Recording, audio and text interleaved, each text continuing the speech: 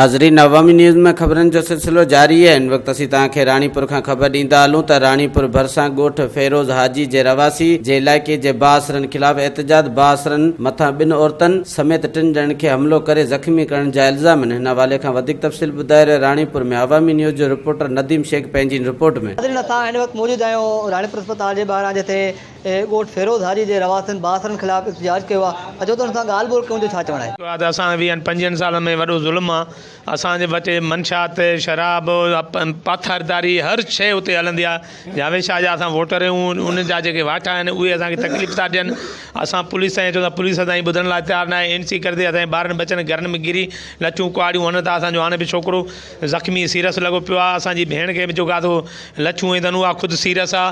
असां इन करे पुलिस ॾे वञा, पुलिस का ॿुधण लाइ तयारु न आहे। असां बेगुनाह आहियूं, असांजी औरतुनि खे बेगुनाह मारियो थो वञे पियो। असां ॾिसूं था पिया, असां पोइ बि कोन था पुछूं। असां ॿाहूं ॿधी जान था छॾायूं, पोइ बि असांखे घर में घिरी अची असांखे कुआड़ियूं हयूं अथनि। असांजो छोकिरो हिकिड़ो ज़ख़्मी लॻो पियो आहे अस्पताल में, ऐं मुंहिंजी माउ ख़ुदि उनखे बि माना ज़ख़्मी करे विया आहिनि, डंडा उनखे बणिया आहिनि। बाक़ी असां नाइंसाफ़ी आहे, असां तावन कयो वञे, असां इंसाफ़ कयो वञे। वञी गोरियूं कुटनि, माण्हू मरनि था पिया।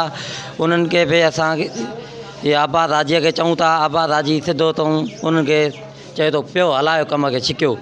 असां ग़रीब माण्हू, असांखे घोता हुजनि वाटरनि में, मिटी था वातनि विझनि। नाज़रीन, तव्हां ॻोठ फेरोज़ हाजी जे रवासनि जूं ॻाल्हियूं ॿुधियूं हुजूं। चवणु आहे त इलाइक़े जे बासरनि असांजे घर ते हमिलो करे हिकु औरत ऐं हिकु मर्द खे ज़ख़्मी करे छॾियो आहे, पर पुलिस पारां का कार्रवाई न पई कई वञे। हिन बस वारनि खां मुताबिक़ आहे त असांजे घर ते हमिलो कंदड़ जवाबदारनि खे गिरफ़्तार करे असां इंसाफ़ कयो वञे। वधीक ख़बरनि ऐं तफ़सील जे लाइ विज़िट कयो असांजी वेबसाइट awamiNewsHD.com ऐं ॾिसंदा रहो अवामी न्यूज़ HD।